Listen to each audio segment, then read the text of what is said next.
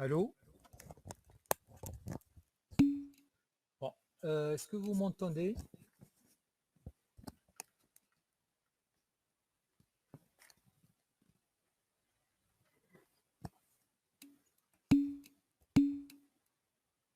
Il n'y a pas de problème de son? Il n'y a pas d'écho? Ah, et, bon, c'est toujours un problème.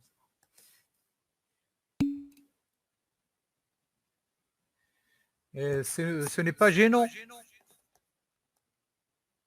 Est-ce que l'écho n'est pas gênant?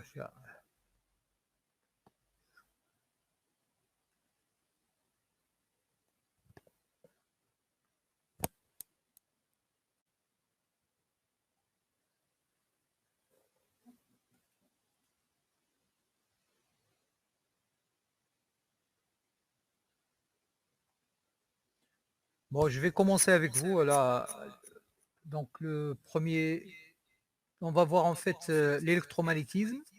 C'est le TD numéro 4. Donc, vous allez trouver ça dans votre espace. Donc, j'ai mis TD numéro 4. J'ai mis aussi le TD5 avec des calculs pratiques. Donc, on va voir les deux et on va donc essayer de finir ça aujourd'hui. D'accord?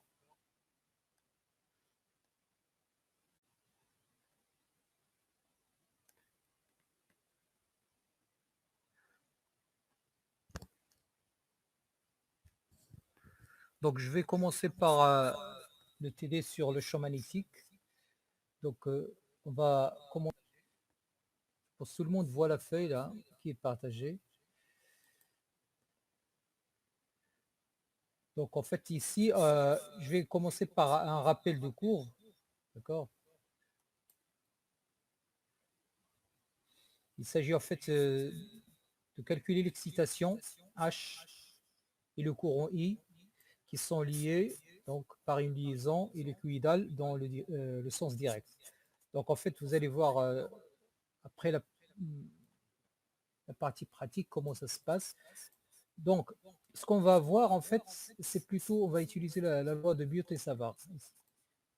Cette loi, qu'est-ce qu'il dit?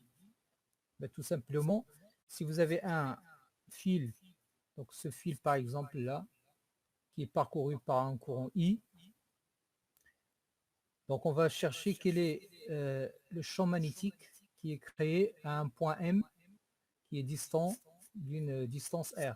D'accord? Donc ça, c'est la loi de Biot et Savart qui est donnée ici. Donc en fait, chaque portion de fil dl, donc ce fil électrique là, chaque portion dl va créer un champ magnétique élémentaire qu'on va appeler dB au point M. D'accord? Chaque portion va créer un champ magnétique élémentaire. Et ce champ magnétique élémentaire, donc on va l'appeler dBm, il est donné par la loi de Biot et Savart qui est ici. C'est celle-ci que j'ai écrit là. Donc, vous voyez. Donc en fait, cette loi dit que l'excitation magnétique ou le champ magnétique, d'ailleurs, si vous voyez H et B, en fait, ils sont juste reliés par une relation simple, c'est B égale à mu0 fois H. Donc on peut raisonner avec des H ou des B, c'est la même chose. Il y a juste un facteur mu0 entre les deux, on va le voir après. Donc l'excitation magnétique, il est créé à ce point-là par cette portion de fil dl et qui est donnée par la relation 1 sur 4 pi IDL vectoriel R sur R3. D'accord? Ça, c'est l'excitation magnétique. Donc, on va l'utiliser pour calculer donc l'excitation dans cet exercice 1. Excitation créée par cette spire. Vous voyez, cette spire circulaire. Il est parcouru par un courant I. D'accord? Donc, il y a un rayon R ici, au centre de la spire, par rapport au centre de la spire. Donc, on va utiliser la loi de Biot et Savart pour calculer l'excitation magnétique au centre ici. D'accord. Bon, tout simplement, on va appliquer la formule que vous avez ici. La formule qui est DH égale à 1 sur 4pi IDL vectoriel R sur R3. R, c'est ici, R, c'est le rayon ici de la spire, parce qu'il est distant de R. Le point, ici, il est distant de R par rapport à DL. DL, c'est une portion de ce fil. D'accord. Donc, si vous utilisez cette relation, donc selon la loi de Biot-Savart, d'accord, l'excitation élémentaire DH qui est créée ici, au centre O, c'est égal à 1 sur 4pi IDL vectoriel R sur R3. Donc c'est ça en fait, c'est la même relation que vous avez ici. D'accord. Or ici, vous avez une spire circulaire. D'accord. Ça c'est une spire circulaire. Il est parcouru par un courant I. Donc la portion DL, si on prend une petite portion DL de cette spire, d'accord, vous voyez qu'il est en fait perpendiculaire au rayon R. Je pense que vous comprenez pourquoi. Parce que en fait, DL, c'est la tangente au cercle. D'accord. Donc si on applique la relation que vous avez ici, DH, vous avez DL vectoriel R. DL ici, vectoriel R, il y a un angle de pi sur 2, 90 degrés en fait. Bon, donc vous allez calculer le produit vectoriel DL vectoriel R. Ici, on va calculer le produit vectoriel. Ben, c'est égal tout simplement à DL fois R fois sinus de pi sur 2. Parce qu'en fait, il y a un angle de pi sur 2. Et l'orientation, c'est moins Z. Pourquoi c'est moins Z? Alors, si vous utilisez la règle, par exemple, du tire-bouchon, vous voyez, lorsque vous passez de L vers R, donc c'est comme si vous faites, vous utilisez un tire-bouchon là. En passant de DL vers R, ben vous voyez que le sens, ça sera moins Z. Moins Z. Parce que là, le sens ici, le point, le Z, il est orienté vers nous. Alors que le champ magnétique, lui, il sera orienté vers moins Z. Ça veut dire vers l'autre côté de la feuille. Voilà. Moins Z. Donc voilà la valeur finale qu'on obtient. Donc on obtient DL fois R moins Z. Ça, c'est le produit vectoriel. D'accord.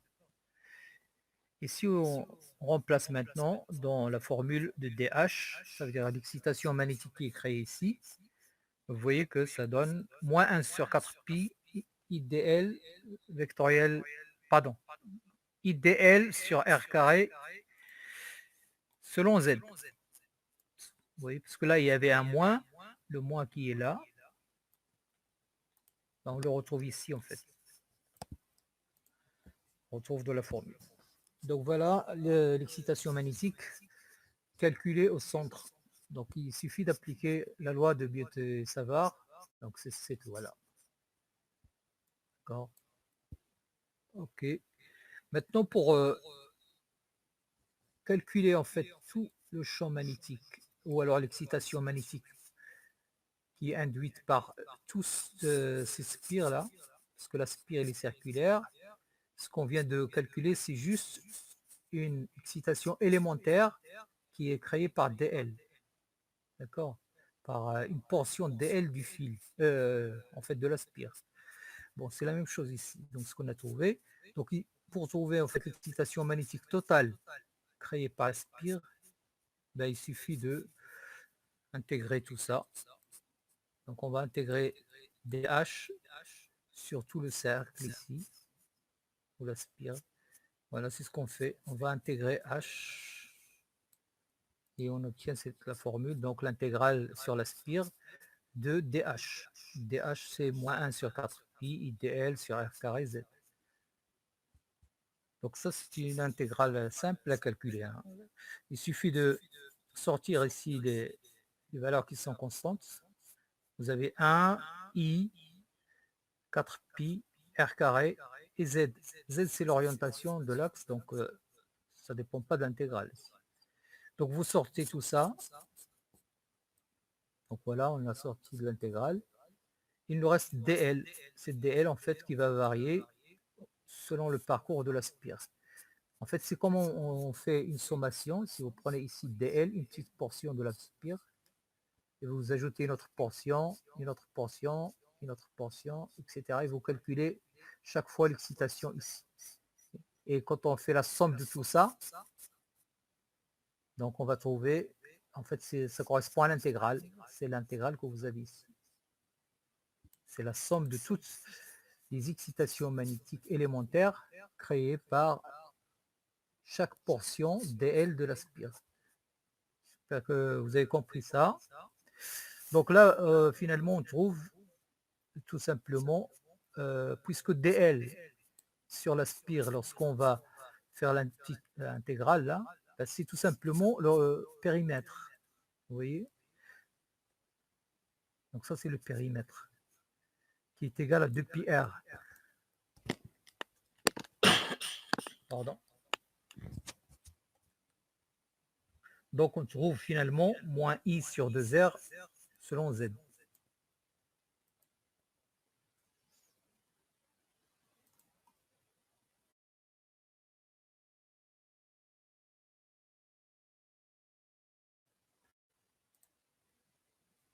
Je passe maintenant au champ magnétique. Donc là, on a calculé l'excitation. Hein, vous voyez, on a calculé l'excitation ici au centre. C'est H qui est égal à moins I sur 2R. Maintenant, si vous appliquez la formule qui relie le champ magnétique avec l'excitation magnétique, ben, c'est tout simple.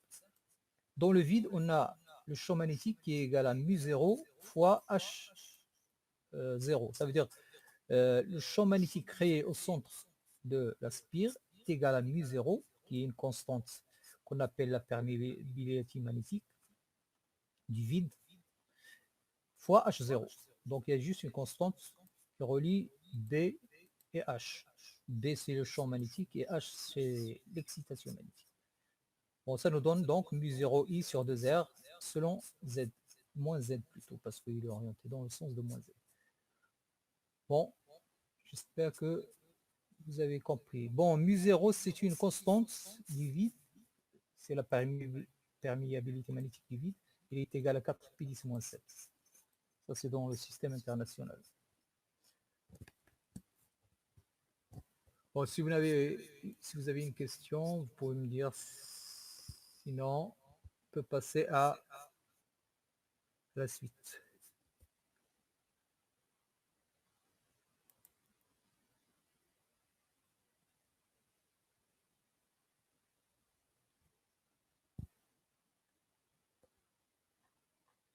Bon, vous n'avez pas de questions?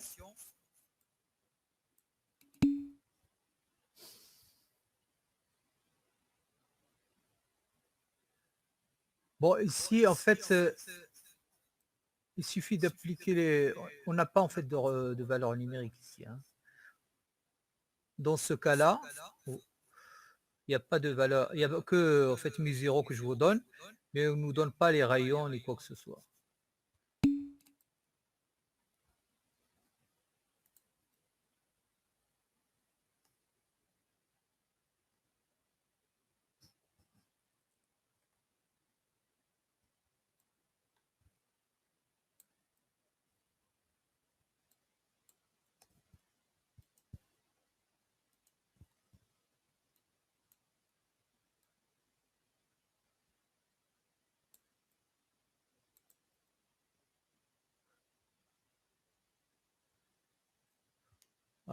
Bon, j'ai pas compris votre question. Là, on me demande, j'ai pas compris le signe au-dessus.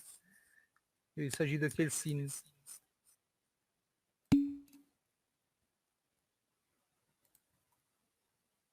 Sinus. Ben, ça, c'est le produit vectoriel. Attendez, je vais le faire. Ici, le sinus de pi sur 2, parce qu'en fait, il s'agit d'un produit vectoriel. Ben, le produit vectoriel de deux vecteurs, c'est quoi?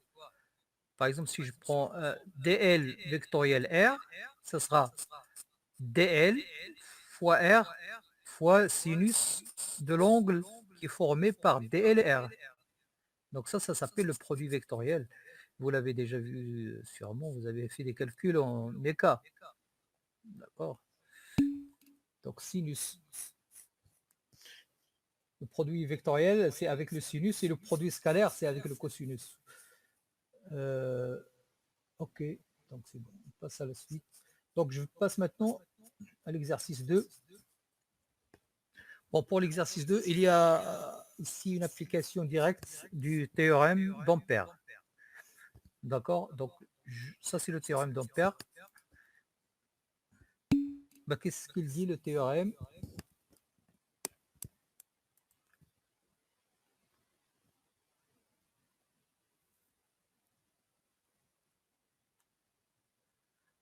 Le théorème d'Ampère,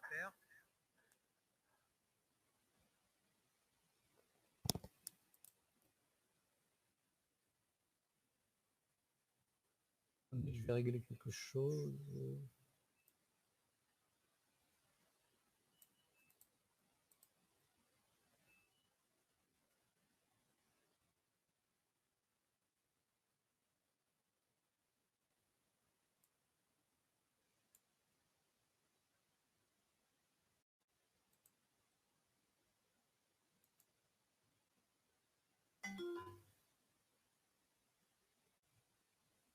Allô?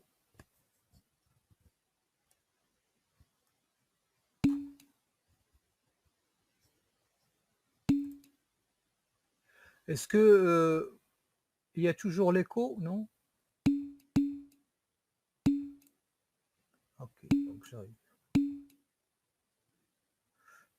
Je pense qu'il n'y a plus d'écho parce que en fait, j'avais une session ouverte pour voir ce que vous voyez, c'est pour ça, donc il peut y avoir ça aussi comme problème. Parce qu'en fait, bon, j'essaye de voir ce que vous voyez aussi. Bon, je l'ai fermé maintenant. Donc maintenant, bon, parce que lorsqu'en fait j'utilise le curseur, j'essaye toujours de voir, même si j'ai fermé le micro de l'autre session, ça marche pas. Donc on va rester comme ça si vous me dites si vous voyez le curseur ou non. Parce que maintenant, je ne sais pas ce que vous voyez par rapport à ce que je vois moi. Bon, je continue ici. Donc, on va passer à l'exercice 2. Bon, l'exercice 2, ça demande l'utilisation de ce qu'on appelle le théorème d'Ampère. Donc, le théorème d'Ampère est là. OK.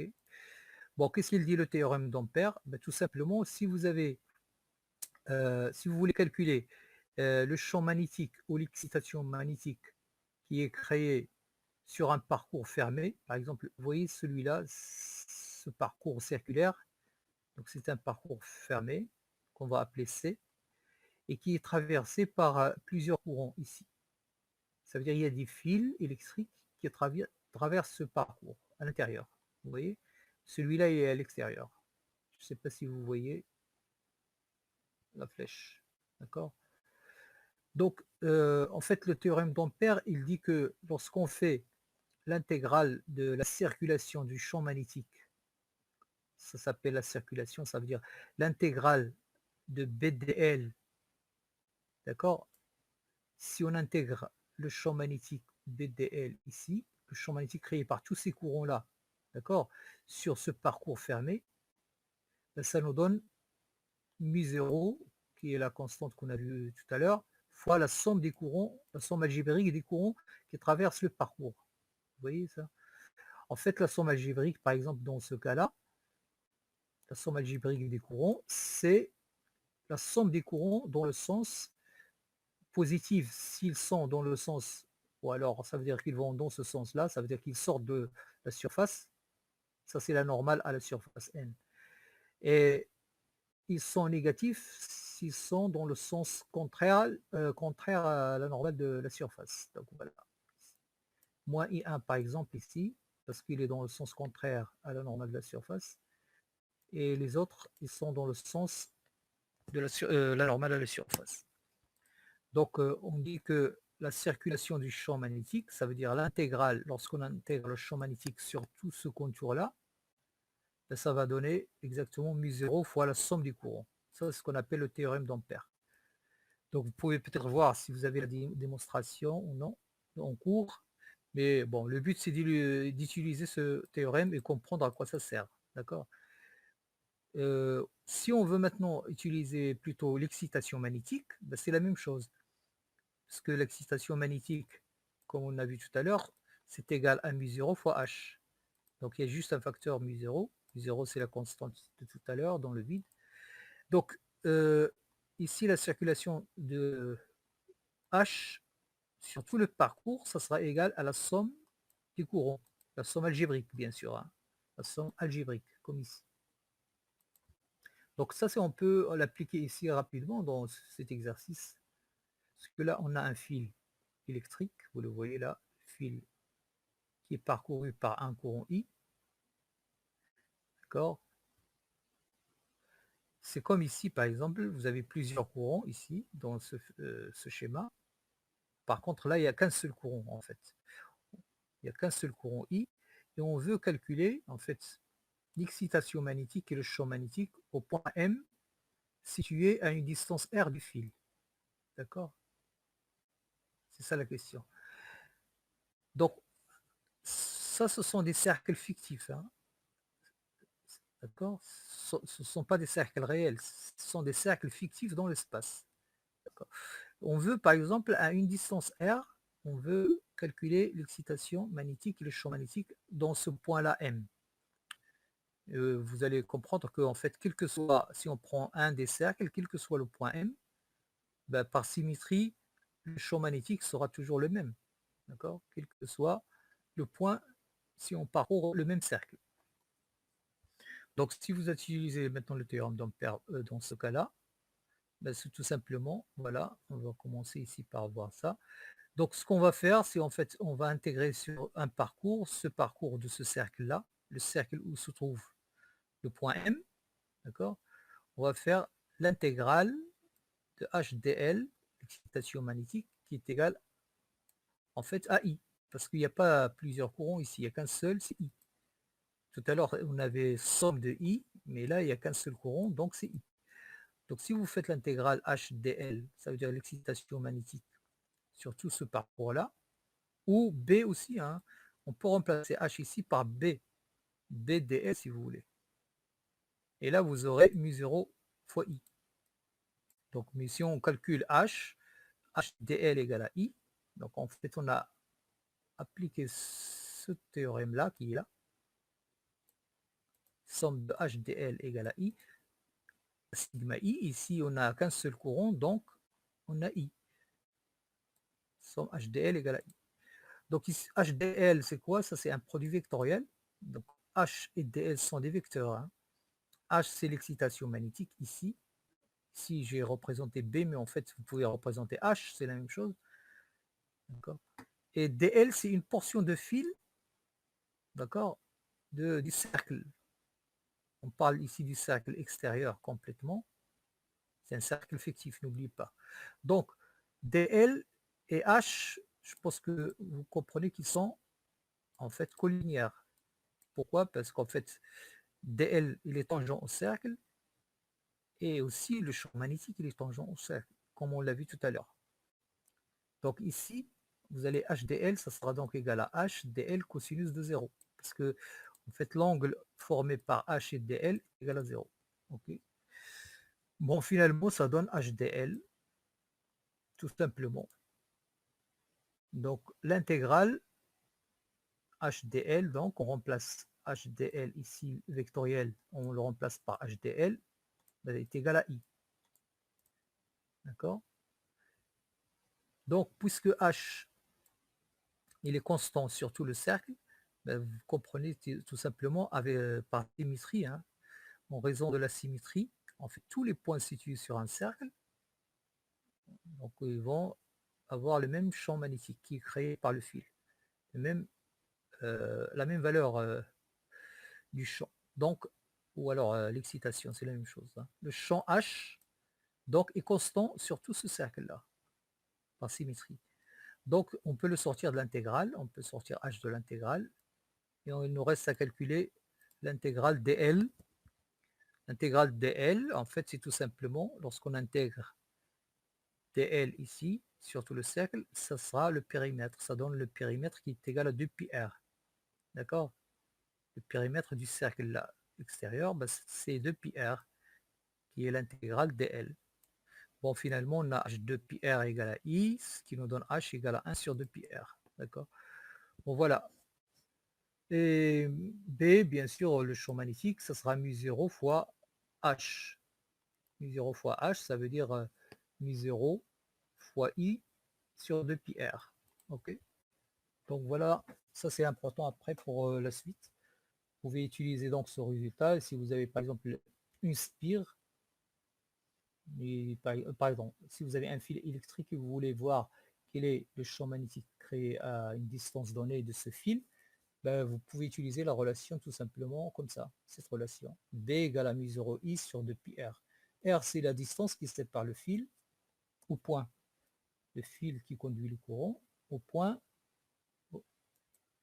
M. Donc le champ magnétique créé au point M, donc c'est celui-là. Ok? Est-ce que c'est clair? Sinon, ben, on passe à l'exercice suivant, si vous n'avez pas de questions.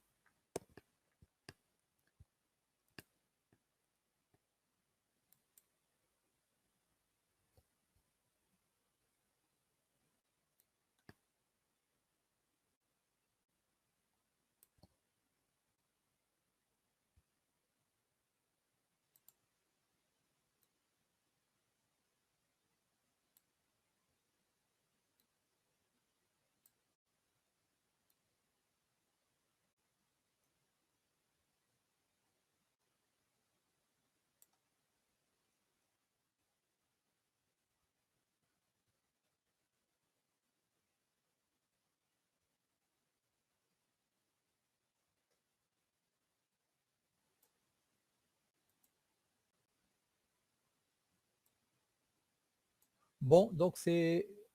Il n'y a pas de questions alors. Donc je vais passer à l'exercice suivant.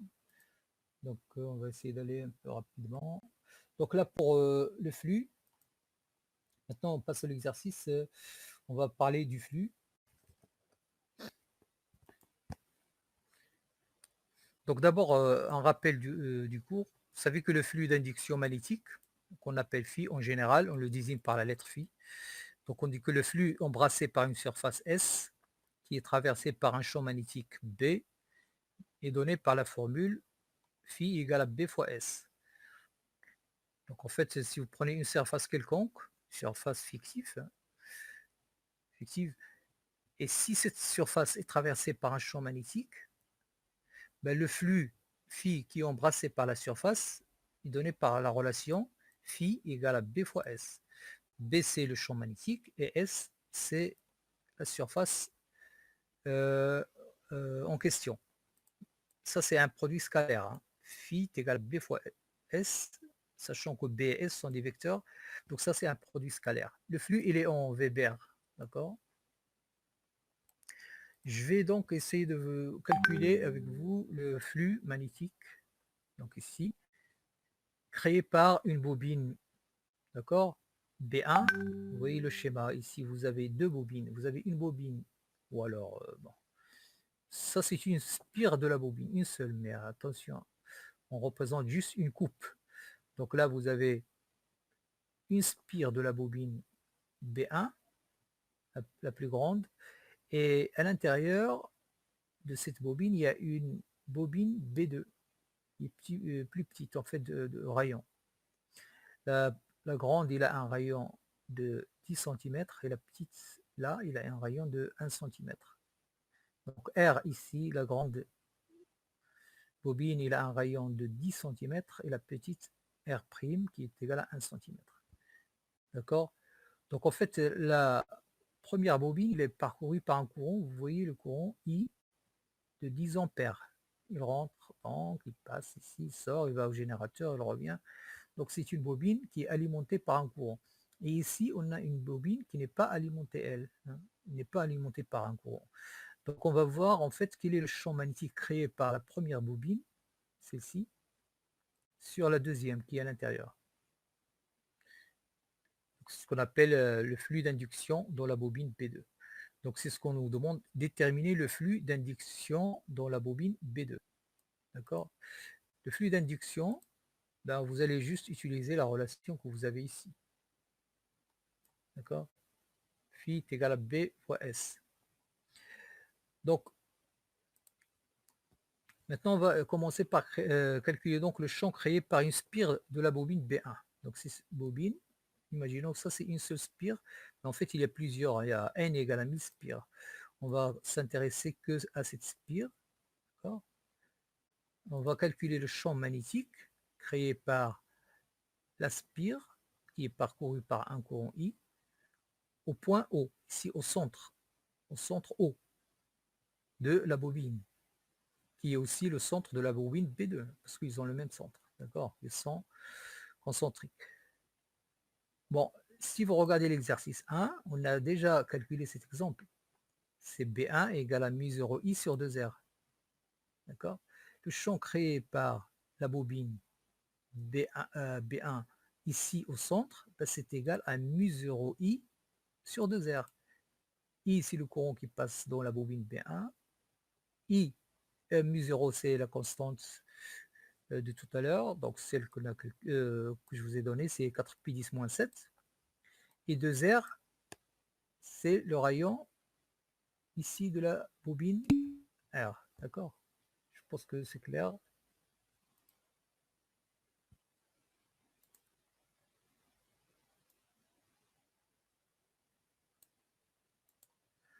Bon, on me demande feuille de présence, mais moi je regarde ceux qui sont connectés. Hein. Oui, je vois bien tous ceux qui sont connectés, je les ai. Bon. Donc, comment on calcule ça? Bah, tout simplement, on sait que chaque spire va créer mu0i sur 2r. Vous voyez, c'est ça. C'est le même de tout à l'heure. Hein, si vous regardez l'exercice 1, voilà. L'exercice, où est-ce qu'il est? Ouais, là, l'exercice 1, mu0i sur 2r. Donc, c'est le même exercice. Parce qu'en fait, il y a deux. Voilà, il y a une spire. Et au centre, on a calculé que la spire crée un champ magnétique égal à mu0i sur 2r selon z. En fait, il y a un moins z, ça veut dire qu'il est orienté selon moins z. C'est la même chose ici, tout simplement. Je reviens. Donc, ça c'est le champ magnétique. Il est dirigé en fait selon moins z. Il est là. D'accord. Donc, si vous voulez calculer maintenant le flux, ben, il suffit de faire B1 fois S. S représente la surface de la bobine 2. D'accord. En fait, cette bobine-là, cette bobine B2, il baigne dans un champ magnétique, d'accord, qui est créé par la bobine 1, la bobine 1, B1. Donc le champ magnétique créé ici, on va supposer en fait que cette bobine, il a un rayon très faible, parce que 1 cm par rapport à 10 cm, on va supposer que le champ il est constant sur toute la surface de la bobine B2. D'accord? Ici. Toute la surface, c'est une approximation qui est valable, parce que R' est égal à 1 cm, R égale à 10, donc ça fait 10%. Donc on peut supposer ça, si on fait ce calcul, d'abord on calcule S qui est égal à pi fois R' au carré, et là vous allez avoir en fait, puisqu'il est dirigé selon moins Z, comme ici, vous le voyez avec moins, ça sera moins pi R' carré Z. On va en fait prendre l'orientation du cercle de la spire 2, ou la bobine B2, la surface de la bobine B2 sera donc orientée selon moins Z. Comme ça, pour avoir un signe positif à la fin. On va l'orienter aussi S égale à moins pi R' carré fois moins Z. Et si vous faites le calcul, BS donc est égal tout simplement à ça. Le moins avec le moins, ça disparaît. Donc vous aurez ça. Ça fait donc phi égale à mu0 pi R' au carré I sur 2R. Voilà. Donc pour n spire, vous allez multiplier par n, tout simplement. Parce que Est-ce que c'est clair ou est-ce qu'il y a des questions ici? Bon, là, c'est juste un produit scalaire, hein. Pourquoi déjà il n'y a pas de... En fait, il n'y a pas de... Le cosinus ici, c'est 0. Donc, si vous voulez phi est égal à bs. Donc, le vecteur b scalaire s. Donc, b, c'est ça. C'est mu 0 i moins z sur 2r. S, c'est pi r prime au carré selon moins z aussi. Et il y a le cosinus, en fait, il y a aussi, je ne l'ai pas marqué, mais il y a le cosinus de BS. Ça veut dire l'angle formé par BS, puisqu'ils sont collinéaires, donc c'est 0. Cosinus de 0. Pardon. Le cosinus de 0, c'est 1, donc c'est pourquoi on n'a pas ici. Bon, je ne l'ai pas mis, mais en fait, c'est le cosinus de 0, c'est 1, donc on va avoir ce résultat, tout simplement. Ok, donc si vous avez inspire, bah, il suffit de multiplier ça par n et vous avez le flux total. Voilà le flux qui ont créé donc ici, au centre ici, sur la bobine B2, et qui est créé par la bobine, la grande bobine B1. D'accord. Donc maintenant, on demande de représenter le flux en fonction de l'angle de rotation. Donc en fait, on va supposer qu'il y a que cette bobine B2, d'accord, il va tourner, d'accord, il va tourner selon un axe vertical.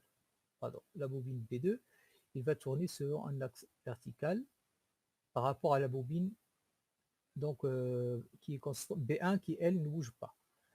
Et on va voir qu'en fait il va y avoir une variation du flux, parce que le flux embrassé ça va changer parce qu'il va y avoir un angle, si vous regardez ici. Donc l'angle de rotation, donc l'angle de rotation entre donc la normale à la surface et le champ magnétique, d'accord, donc fait intervenir un cosinus de θ. Donc finalement, en fait, si vous voulez maintenant calculer le flux BS, ben, ça sera la même valeur que tout à l'heure qu'on a trouvé ici. C'est celle-ci. D'accord, c'est la même valeur. Mais fois cosinus de θ. Parce que maintenant, en fait, puisque la surface S de la bobine B2, d'accord, voilà, la surface S, il n'est plus orienté dans le même sens que B1, parce qu'on va la faire tourner. Donc, l'angle formé par la normale à la surface B2 et le champ magnétique est un angle qu'on va appeler θ. Et c'est cet angle-là qui agit ici, en fait. Ok. Donc, je pense que vous pouvez visualiser ça donc avec un petit schéma si vous voulez, mais bon, là, j'ai pas fait de petit schéma, mais c'est simple en fait. Il s'agit donc d'un angle formé par le vecteur B et le vecteur S qui est la normale à la surface B2. Donc, il s'agit d'un angle θ. Si vous dessinez ça en fait sur une feuille, vous allez voir que ici f de x en fait c'est phi, c'est le flux. Ça j'ai tracé ici la fonction sinus, cosinus pardon, la fonction cosinus. Donc c'est exactement le même comportement que vous allez trouver pour phi. Sauf que ici on a 1, vous voyez là c'est 1 et moins 1, parce que c'est la fonction cosinus, c'est normal. Lorsque 0, x égale à 0, vous avez 1. Ici non, lorsque vous avez θ égale à 0, cosinus de 0, ça sera 1. Donc, on va trouver cette valeur-là. N mu 0 pi r' au carré i sur 2r. Voilà, c'est ça ce qu'on va trouver ici. Donc, le 1 ici, ça sera N mu 0 pi r' sur 2r. D'accord. Sinon, si on divise, on peut dire aussi, si on prend f de x est égal à phi divisé par cette constante-là, d'accord, sur N mu 0 pi r' au carré i sur 2r, ben, on va trouver cos θ et on va avoir ça. Donc ici f, ça sera phi divisé par cette valeur-là, que j'ai surligné ici. D'accord. Bon, donc ça c'est un comportement d'une fonction de type cosinus. Donc le flux, il va varier comme ça en fait. Le flux, embrassé par la cellule, va varier de cette façon-là. Bon, on peut créer avec ça, par exemple, lorsque vous voyez la variation de ce flux, ben, puisque la variation du flux peut créer une force électromotrice, je pense que vous avez vu ça dans une autre loi, la loi de Lenz, oui. Donc vous allez voir en fait qu'il y a une force électromotrice aussi qui est alternative, que vous allez voir qui va avoir le même comportement que cette fonction-là. Bon, ok. Donc voilà pour ces exercices. Donc j'ai choisi ces exercices qui paraissent un peu plus clairs. Donc bon, ils sont suffisants pour comprendre la plupart des choses qu'on voit sur les champs magnétiques. Donc bon, je vous recommande de les revoir et d'essayer de les faire. Voilà. Bon, je passe maintenant à force de la place, parce qu'on n'a pas beaucoup de temps, donc il faut que j'aille un peu rapidement. Bon, pour la force de la place, ici, on va parler donc pour l'exercice 4, ici, vous voyez l'exercice 4. En fait, on a deux fils électriques ici, qui sont parcourus par un courant I, dans ce sens-là, et l'autre, c'est dans ce sens. D'accord? Donc, la force de la place, en fait, c'est quoi? Ben, c'est une force donc, qui est créée, d'accord? Lorsque, par exemple, vous avez une portion d'un fil, imaginons que vous avez un fil quelconque, d'accord, qui est parcouru par un courant I, d'accord, et qui baigne dans un champ magnétique.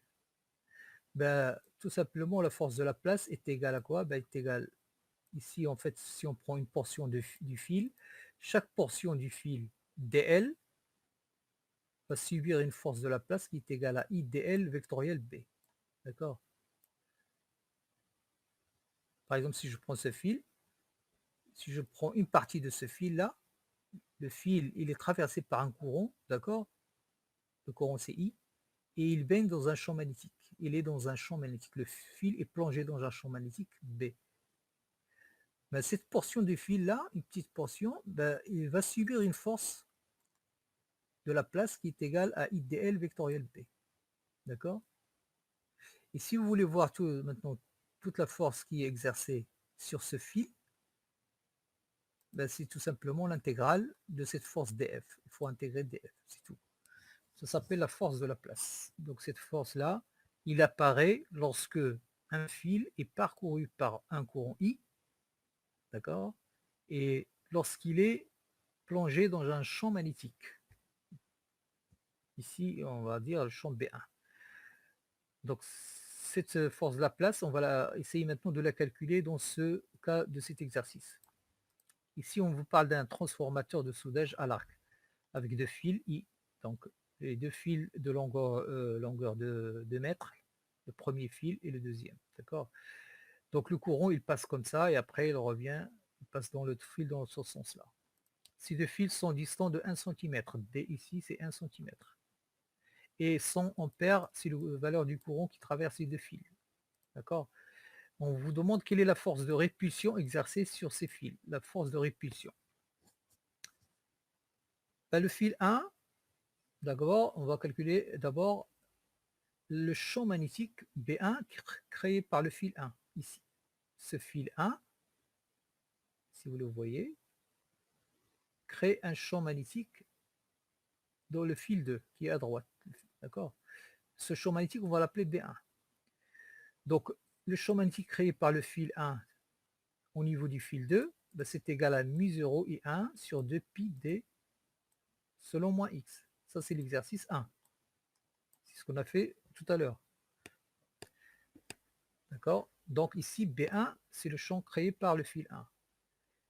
Et le fil 2, on a dit que le fil 2 ici, lui, il est parcouru par le courant. On va l'appeler I2, mais en fait c'est I. Hein. Ici, plutôt c'est I, hein. C'est pas I2. Je ne sais pas pourquoi c'est marqué I2. Non, c'est I. Le fil 2 est parcouru par le courant I. C'est le même courant, hein. Le fil 1 et le fil 2. Donc, il est parcouru par le courant I. Et soumis au champ B1. Donc, si vous voulez calculer la force de la place, donc la force de la place exercée par le fil 1 sur le fil 2, c'est I de L vectoriel B1. D'accord, on va appliquer juste la relation ici. La relation ici. Donc, I de L vectoriel B1. Donc, si vous faites le calcul ici, puisque L est orienté selon moins Z, ici, vous voyez I de L, L est orienté selon moins Z. Ça, c'est les repères X, X, il vient vers nous, comme ça, Y et Z. Donc, en fait, vous avez I de L moins Z, puisque L est orienté vers moins Z, dans ce sens-là. Donc, c'est moins Z. Et B1, il est orienté selon moins X. C'est ce qu'on a vu ici.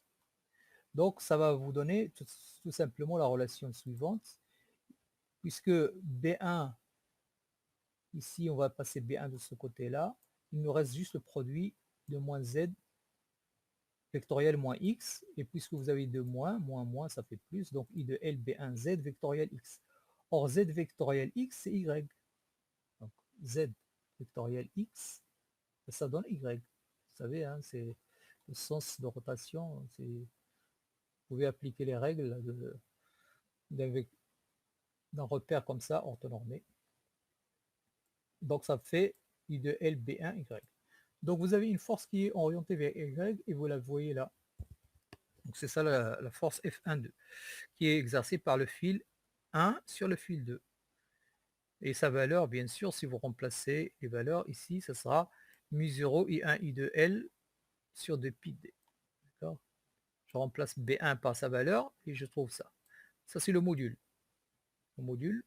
Et il est orienté vers Y, comme on a dit. Donc ça, c'est une force constante. Vous voyez, il dépend de I2, I1. En fait, c'est I, parce que c'est le même courant. On a marqué I1, I2, mais c'est le même courant de toute façon. Et D, c'est la distance qui les sépare. Et la même chose maintenant, si vous faites dans le sens inverse, vous allez trouver une autre force qui est exercée maintenant par le fil 2 sur le fil 1. Et c'est exactement dans le sens contraire. Parce que si vous faites le calcul, vous allez trouver que le sens, ça sera moins Y maintenant de la force. Tout simplement, en fait, pourquoi? Parce que ce fil-là, il va créer aussi un champ magnétique ici. Le fil qui est à droite, il va créer un champ magnétique sur le fil qui est à gauche. Et bien sûr, la force sera orientée dans l'autre sens. Et son module, exactement le même module que la première force. D'accord? C'est exactement le même module. F de 1 en module est égal à F1,2 en module. Ils ont le même module. Et si vous passez maintenant l'application numérique, ici, ben, ça va me donner 4π10-7, d'accord, fois I1 fois I2, ça c'est 100, I1 égale à 100, I2 égale à 100. Faites attention, et l'autre c'est 0,2. Bon, si depuis moins 7, ça fait 0,4 newton. Donc voilà, c'est ça la valeur de cette force. Donc ce sont des forces qui sont équivalentes à 40 grammes. Donc, si vous rapportez ça, par exemple, l'accélération de la pesanteur, ça fait 40 grammes chacune, et qui s'exerce sur la gaine du câble. Donc chaque câble, chaque fil va exercer une force sur l'autre fil. Bon, ce sont des forces qui sont faibles quand même, hein, négligeables, 0,4 newton. Ok, donc je pense, vous n'avez pas de questions, je peux passer à la suite, parce qu'on n'aura pas beaucoup de temps. Bon, là, je pense que c'est faisable, ça c'est fait. Bon, là aussi, il n'y a pas beaucoup de calculs à faire pour l'exercice 6. Il y a juste à calculer en fait la valeur maximale de la force électromotrice induite. En fait, vous avez une surface rectangulaire ici, et qui a une surface S, et qui tourne à la vitesse angulaire oméga, d'accord, dans un champ magnétique uniforme.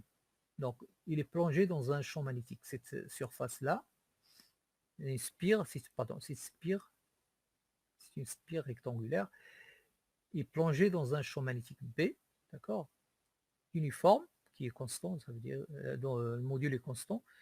On vous demande de donner la valeur de la force électromotrice induite dans cette spire. On va utiliser ici le calcul du flux d'abord. On va calculer le flux. Déjà, on vous donne B qui est égal à 0,1 Tesla, ça veut dire le champ magnétique donc, qui est constant égal à 0,1 Tesla. La longueur L égale à 10 cm, d'accord, L égale à 10 et R égale à 5 cm. Et la vitesse de rotation de la spire, parce que la spire il tourne selon cet axe-là, vous le voyez là. Donc il tourne à 1000 tours par minute. Donc si vous calculez le flux d'induction, comme tout à l'heure, phi égale à BS, d'accord, B c'est le champ magnétique, S c'est la normale à la surface, c'est la surface orientée comme ça, selon la normale qu'on a ici. Pardon, ici. Donc on va avoir BS égale à cosinus de θ. Parce qu'en fait, on va choisir le même sens que pour la normale à notre surface, on va choisir le même sens au départ, d'accord. Et vous avez en fait ici un cosinus de θ. Lorsque la spire va tourner, d'accord, il va y avoir un cosinus θ, ça veut dire un angle θ entre les deux, entre la normale, si vous voyez cette figure, entre la normale et le champ magnétique. Le champ magnétique, il ne bouge pas, lui. Par contre, la normale à la surface, puisqu'il va faire la rotation, la spire va faire la rotation, donc la normale à la surface, il va former un angle θ qui est égal à oméga t, bien sûr, la vitesse de rotation c'est oméga. Et si vous appliquez maintenant, on va avoir donc bs cosinus oméga t, ça c'est le flux. D'accord? Oméga t c'est l'angle en fait. C'est l'angle formé par la normale à la surface avec le champ magnétique. Oméga, c'est la vitesse de rotation qui est égale à 1000 tours par minute. Et T, c'est le temps, parce qu'il tourne en fonction de temps, en fait. Il va varier, l'angle va varier en fonction du temps. Donc, vous avez maintenant la loi de Faraday qui vous donne que E, ça c'est dans le cours, vous pouvez voir ça dans votre cours, E égale à moins d de phi sur dt. C'est la variation du flux par rapport au temps. D'accord. Si vous faites le calcul de la dérivée de phi par rapport à t ici, donc en fait on va dériver le cosinus tout simplement parce que bs c'est une constante. Il vous reste donc à dériver juste le cosinus de oméga t par rapport à t. Et là ça vous donne oméga cosinus sinus oméga t. D'accord. La dérivée du cosinus oméga t sur dt, parce que bs il sort de l'intégrale, de la dérivée, pardon. Donc d de cosinus oméga t sur dt, ça sera oméga sinus oméga t. Donc voilà la valeur. Maintenant, si je veux calculer sa valeur maximale, ben, tout simplement, lorsque sinus oméga t est égal à 1. Quand est-ce que la valeur est maximale? Ben, si sinus oméga t est égal à 1, on va avoir bs oméga. Donc E max, finalement, si vous faites l'application numérique, ça vous donne une force électromotrice de 5,24 10-2 volts. Ou alors 0,5 plutôt, 0,5 10-3. Ça veut dire 0,5 millivolts. Donc c'est une très très faible force électromotrice. Donc le fait de faire tourner une spire dans un champ magnétique, ben, on retrouve une force électromotrice qui est induite en fait, qui est créée par cette variation du champ magnétique. Mais c'est pas le champ magnétique, mais le fait variation du flux, pardon, parce que le champ magnétique il est constant. Cette variation du flux d'induction. Donc voilà la question qui concerne le flux d'induction. Ok. Est-ce que vous avez des questions sur ça ou non? Comme ça, je passe à notre exercice sur... on va passer sur la partie moteur pour finir ça rapidement.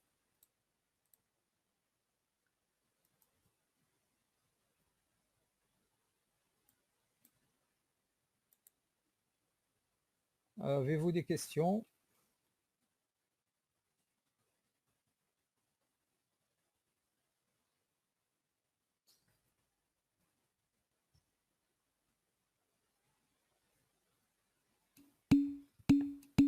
C'est bon? Ok. Donc, je passe.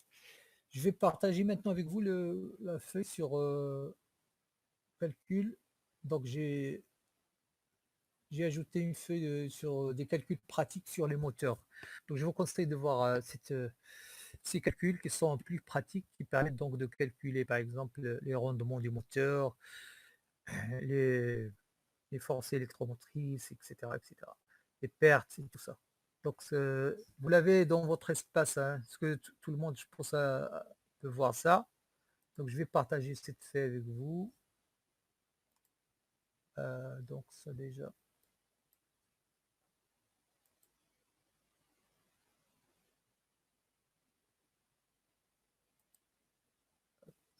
Donc partager. Donc j'ai appelé ça donc calcul pratique des moteurs. Donc j'ai mis l'énoncé et le corrigé sur la même feuille. Donc vous la trouvez dans votre espace, hein.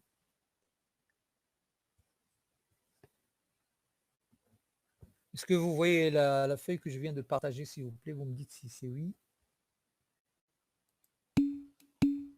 OK. Donc c'est bon.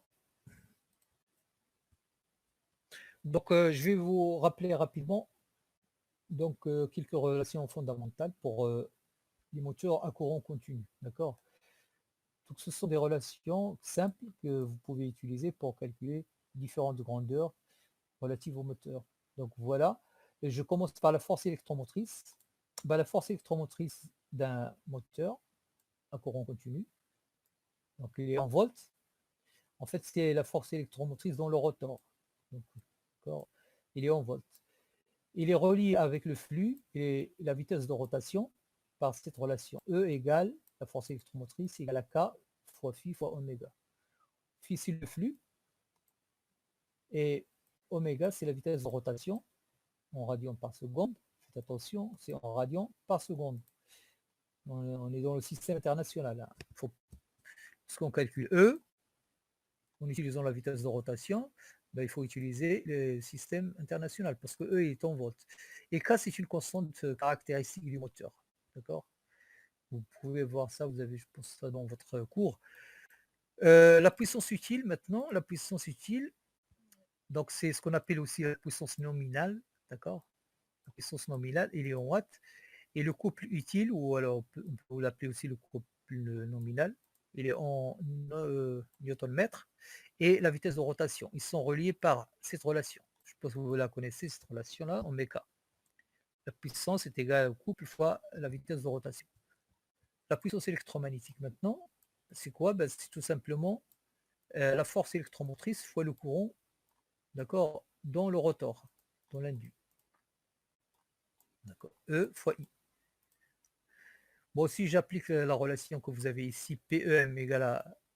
Vous savez aussi que la puissance électromagnétique, de toute façon, toutes les puissances, on peut toujours les mettre sous cette forme. Puissance égale à couple fois vitesse de rotation. Comme on l'a vu pour puissance utile, vous la voyez, on peut aussi l'utiliser pour la puissance électromagnétique. La puissance électromagnétique, c'est égal au couple électromagnétique fois oméga. C'est la même forme, hein. Or, si on remplace maintenant la puissance électromagnétique par la même valeur EI, vous la voyez là, donc en fait, puisque E, j'ai sa valeur qui est là, K phi oméga, donc je remplace ici E par K phi oméga, et je vais avoir K phi oméga fois I.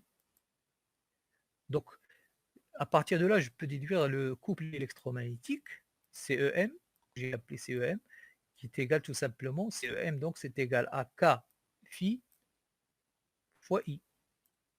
Si je fais l'analogie avec ça, entre ça et ça, entre cette relation et cette relation, ça veut dire que CEM égale à K phi fois I. Bon, donc le couple électromagnétique, bien sûr, c'est toujours Newton-mètre. Le flux en Weber, le courant dans le rotor, c'est en ampères, et K, c'est une constante caractéristique du moteur. Donc en fait, ce sont des constantes qui sont données, en fait, vous pouvez les trouver sur des plaques signalétiques du moteur. Le moteur maintenant à courant continu à excitation indépendante. Je vous recommande de voir toujours d'utiliser ce type de schéma qui est très simple pour calculer faire des calculs sur des moteurs comme ça de ce type, les moteurs à excitation continue, à excitation indépendante, d'accord? Ils ont toujours ce schéma qui est simple. Ça, c'est l'inducteur qu'on appelle le stator, et ça, c'est l'induit, le rotor, qui tourne en fait. En fait, l'inducteur, c'est lui qui va induire le champ magnétique ici, d'accord? Donc l'inducteur, on peut le modéliser par un circuit simple qui est composé d'une résistance intérieure R, petit r. Et IE, on va l'appeler IE ici, et UE c'est la tension d'excitation, et IE c'est le courant d'excitation. En général, ça c'est le schéma le plus simple qu'on utilise lorsqu'on veut faire des calculs sur les moteurs à excitation indépendante. D'accord. Et pour l'induit, ça veut dire le rotor, vous avez aussi ce schéma simple qui est E, c'est la force électromotrice, R, c'est la résistance intérieure du moteur, de l'induit, le rotor, comme vous voulez. U, c'est la tension au bornes d'alimentation, en fait, c'est ça, avec cette tension qu'on va alimenter le rotor. Et le courant I, c'est le courant qui va passer dans le rotor, ça sera consommé. D'accord. Bon, voilà la relation la plus simple. Bon, si phi égale à constante, vous allez trouver cette relation. Si on revient à cette valeur-là, si phi égale à constante, ben vous allez trouver KEI avec KE, c'est aussi une autre constante du moteur. Donc, dans ce cas-là, si le flux est constant, ça veut dire si le flux engendré ici par l'inducteur est constant, alors le couple électromagnétique sera proportionnel au courant I. Voilà, vous allez avoir une relation de proportionnalité entre le couple électromagnétique et I. Donc ce schéma, retenez bien ça, on va l'utiliser pour calcul de plusieurs circuits de ce type-là. Ça veut dire des moteurs à courant continu et à excitation indépendante. Ce sont des relations que vous pouvez retrouver dans votre cours normalement. Pardon. Bon, je passe maintenant à l'exercice sur l'identification de la plaque signalétique. Donc en fait, les moteurs à courant continu comme ça, ils ont toujours une plaque signalétique. Bon, de toute façon, tous les courants ont toujours une plaque signalétique. On va en fait renseigner toutes les valeurs, on donne toutes les valeurs, surtout les valeurs nominales qui correspondent au fonctionnement de ce moteur. D'accord. Ici, on vous demande de donner les caractéristiques électriques nominales du moteur correspondant au fonctionnement normal. Donc tension de l'excitation et de l'induit, et courant d'excitation et d'induit. Donc si je parle par exemple d'un moteur à excitation indépendante, si je prends le schéma de l'excitation indépendante, donc c'est ça et ça. D'accord, l'excitation ici et l'induit ici. En fait, ça c'est le circuit inducteur et le circuit induit. Donc ici le circuit inducteur, il induit ici un champ magnétique qui va être précis. On va le voir ici d'ailleurs. Non, c'est pas le champ magnétique, pardon. Ici, on va parler des valeurs nominales, pardon. On va parler des valeurs nominales de tout le moteur. Donc je vous le présente ici. Si vous regardez, quelle est la tension de l'excitation de l'induit? Ben, ici, vous voyez l'induit, c'est marqué, je ne sais pas si vous voyez induit, parce que le schéma n'est pas... Vous avez induit et vous avez excitation. Donc ces valeurs concernent l'induit et là, l'excitation. Donc la tension d'excitation, comme vous le voyez, elle est égale à 340 volts. Si vous regardez dans le schéma signalétique, d'accord, 340 volts. Vous avez la tension dans l'induit ici, c'est 440 volts. Le courant d'excitation, c'est 1,3 ampères, il est là. Et le courant dans l'induit, c'est 16 ampères, il est là. Donc en fait, ce sont les valeurs, si vous rapportez à ce schéma avec excitation indépendante, c'est comme si on a calculé IE et U, UE et I et U. D'accord. Donc le schéma, il vous donne aussi la puissance. On vous demande de donner les caractéristiques mécaniques nominales du fonctionnement normal. Donc la puissance nominale, d'abord, vous la voyez sur la plaque, c'est marqué ici 6,1 kW. Ça, c'est la puissance nominale. Donc il est là, 6,1. Et sur la plaque, vous la voyez aussi, il est marqué ici. La vitesse nominale maintenant, bah, il est donné aussi sur la plaque. C'est 2270 tours par minute. D'accord? Vous la voyez sur la plaque aussi. 2000, c'est marqué ici, ici, vous voyez, 2270. Et vous avez le couple nominal qui est 26 nano, 26 newton-mètres, pardon. Donc 26, c'est le couple que vous voyez là. Vous voyez, c'est marqué ici aussi. 26, ça c'était le couple.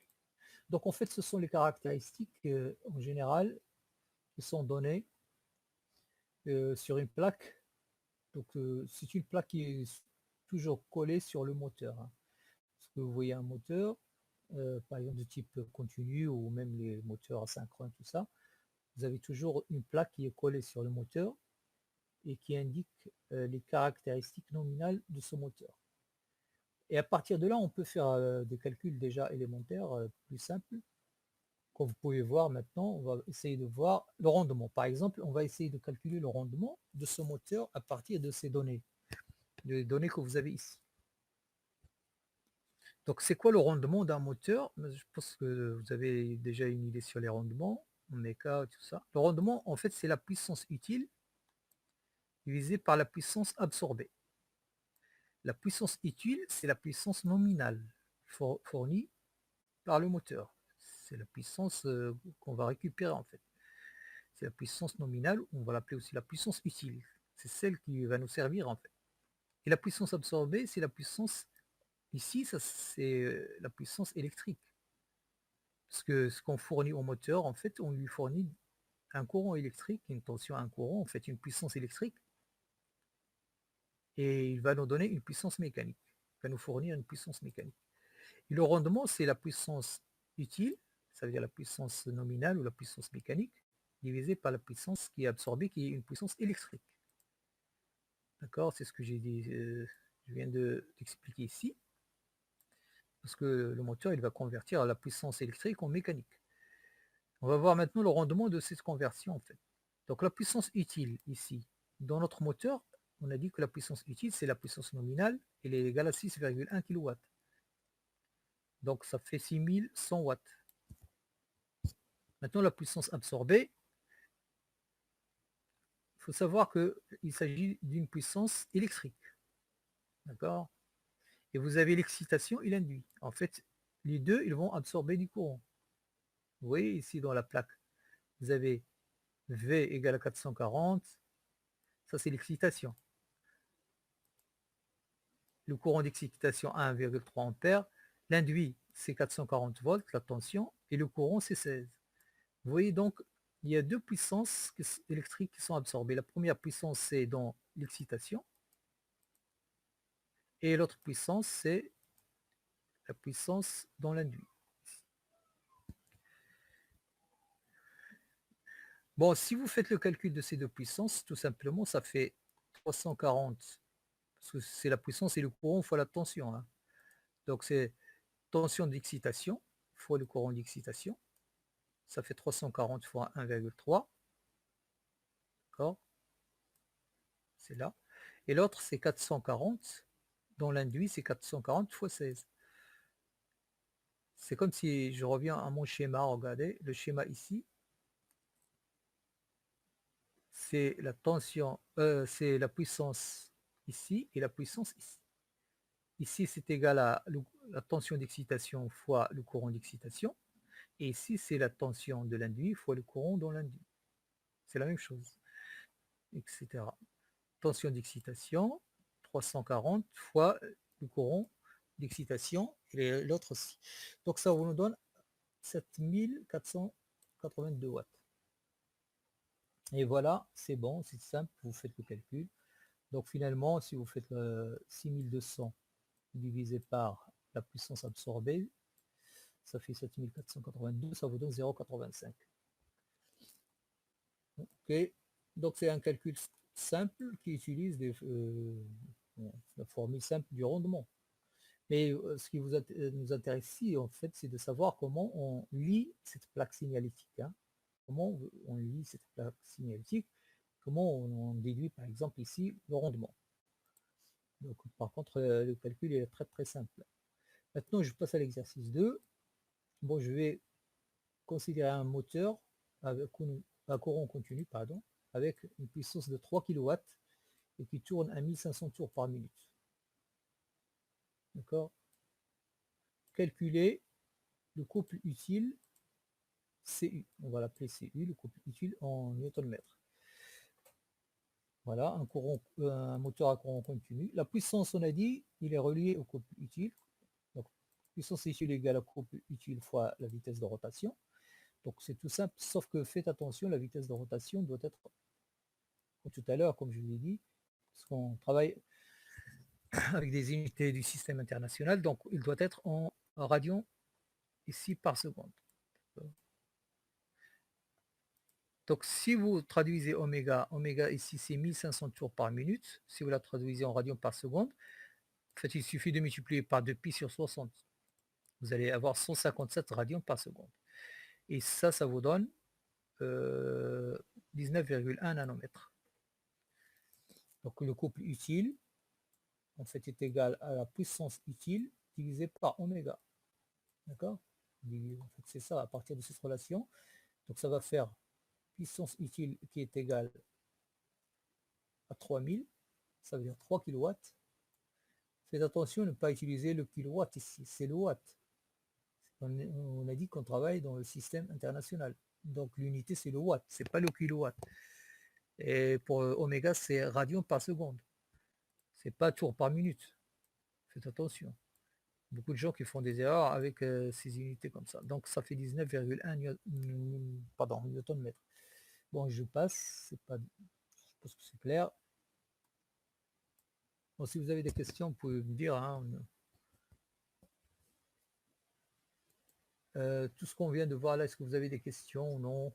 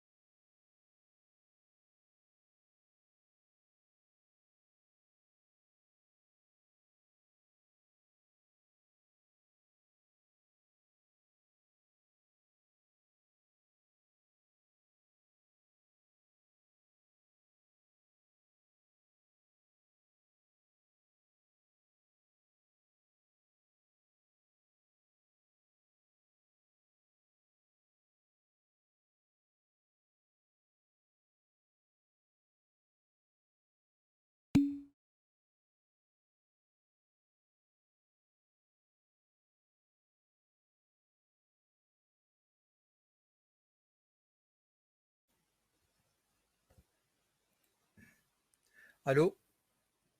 Vous m'entendez maintenant? Ok. Donc je vais passer à l'exercice. Donc l'exercice 3. Donc je passe à l'exercice 3. Donc on vous donne ici la force électromotrice d'un moteur à excitation indépendante qui est égale à donc 210 volts et qui tourne à 1500 tours par minute. Donc comment calculer maintenant la force électromotrice pour une fréquence de rotation qui est égale à 1000 tours par minute avec le flux qui est constant. D'accord. Donc on vous dit qu'en fait la vitesse de rotation, lorsque la vitesse de rotation est 1500 tours par minute, vous avez une force électromotrice qui est égale à 210 volts. Maintenant, on vous demande quelle est la force électromotrice si la vitesse de rotation est 1000 tours par minute. Ben, ça c'est tout simple. Vous allez juste à utiliser la relation qui relie la force électromotrice avec la vitesse de rotation, qui est là. E égale à K fois phi fois oméga. Donc à flux constant, Si vous prenez, parce que là, on vous demande, on vous dit que le flux est en constant. Dans les deux cas, ça veut dire lorsque vous avez la vitesse est à 1500 tours, lorsqu'on fait varier la vitesse à 1000 tours, on va garder un flux constant. Hein. Donc, si le flux est constant, donc cette proportion-là, ce produit K fois phi, il va rester constant aussi. D'accord? Parce que K c'est une constante, et si le flux est constant, vous avez K phi est constant. Donc K phi finalement est égal à E sur oméga. Donc K phi, ici si vous prenez K phi, ben, c'est égal à E sur oméga. E, on va calculer la valeur de K phi. On va prendre le premier cas lorsque on a 210 volts. Lorsque E est égal à 210 volts et la vitesse est 1500 tours par minute, on peut diviser la constante, ça fait 210 sur 1500. Ça fait 0,14. 0,14 avec une unité, attention, volts, minutes par tour. Bon, j'ai pas traduit ça 1500 en radians par seconde. J'aurais pu le faire aussi en radians, mais oui, puisqu'on va avoir juste une valeur d'une constante, ben, on va utiliser cette valeur-là et on va voir le résultat directement en tours par minute aussi. Parce que l'autre aussi, il est en tours par minute, donc vous pouvez garder ici, c'est pas grave. Parce que le but, c'est de calculer juste la valeur de la constante. Donc si oméga maintenant est égal à 1000 tours par minute, et on va faire quoi? On va utiliser E égale à K fois phi fois oméga. E donc est égal à ça 0,14 qui est là, qu'on a calculé, ça veut dire K phi, fois oméga qui est 1000 tours par minute. Donc j'ai utilisé ici tours par minute parce que ici j'ai gardé tours par minute, d'accord? Faites attention. C'est pour ne pas faire beaucoup de calculs, mais ça permet donc d'obtenir le résultat aussi, il est juste. Donc là, ça va faire 140 volts. Donc lorsque la vitesse de rotation est égale à 1000 tours par minute, bah, vous avez une force électromotrice induite qui est égale à 140 volts. D'accord? Si je prends le schéma ici, le schéma de tout à l'heure, donc lorsque vous faites varier la vitesse de rotation de votre moteur, donc, lorsque vous passez à 1000 tours par minute, donc la force électromotrice, il va changer ici, ce E là, ce qu'on a calculé, hein, sera égal à 140 volts. Donc plus la vitesse il va diminuer, plus la tension induite est faible. Ok, donc je pense que c'est pas très difficile à comprendre, c'est juste des relations appliquées ici. Ici maintenant l'exercice 4. Bon, je passe à l'exercice 4. Un moteur à excitation indépendante qui est alimenté sous 1220 volts et qui a une résistance de 0,8 ohms. D'accord? Toujours à excitation indépendante, parce que c'est le même schéma que tout à l'heure, on va le voir. Et à la charge nominale, l'induit consomme 15 ampères. D'accord? On vous dit que l'induit consomme 15 ampères lorsqu'il est en charge nominale. Donc, calculer la force électromotrice du moteur dans ces cas-là. Bon, là, c'est tout simple. Vous allez utiliser juste la relation hein, de tout à l'heure. Vous savez, E, vous savez, on parle d'un moteur à excitation indépendante. D'accord? C'est le schéma qu'on a vu tout à l'heure. On vous demande de calculer E. E, je reviens au schéma. On vous demande de calculer E. C'est ça E. Vous le voyez? Et on sait que U, la tension, est égale à E plus R fois I. C'est ça la relation qu'on va appliquer. U, on le connaît, R, on connaît, et I, on connaît. Donc, on peut déduire E, tout simplement. Donc, je le passe ici. Donc, vous avez E égale à U moins RI. En passant. Voilà, d'ailleurs, je l'ai ici en bas, le schéma. C'est la même chose.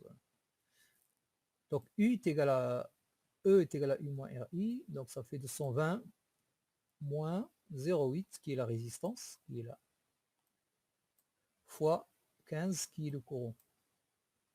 Ça fait donc 208 volts. Donc ça, c'est la force électromotrice du moteur. Donc, très simple à calculer. Il n'y a pas de...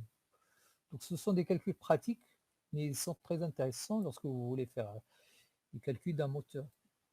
Calculer les caractéristiques du moteur, les rendements, vitesse de rotation, tout ça, selon les courants qui passent dans le moteur, tout ça.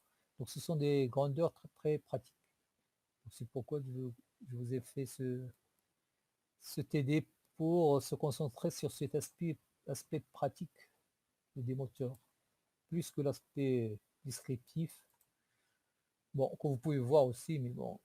Ici, donc, je vais passer l'exercice 5. Bon, là, on a un moteur à courant continu et à excitation indépendante aussi, avec 240 volts. Donc, ici, vous avez U est égal à 240 volts. La résistance d'induit est 0,5. R, ici, c'est 0,5. Le circuit inducteur ici, le circuit inducteur, lui, il absorbe 250 watts. Le circuit inducteur, il absorbe 250 watts. Et les pertes collectives s'élèvent à 625 watts. Les pertes collectives, on va voir juste après. Donc d'ailleurs, on a parlé peut-être de ça, en fait, les pertes mécaniques et tout ça.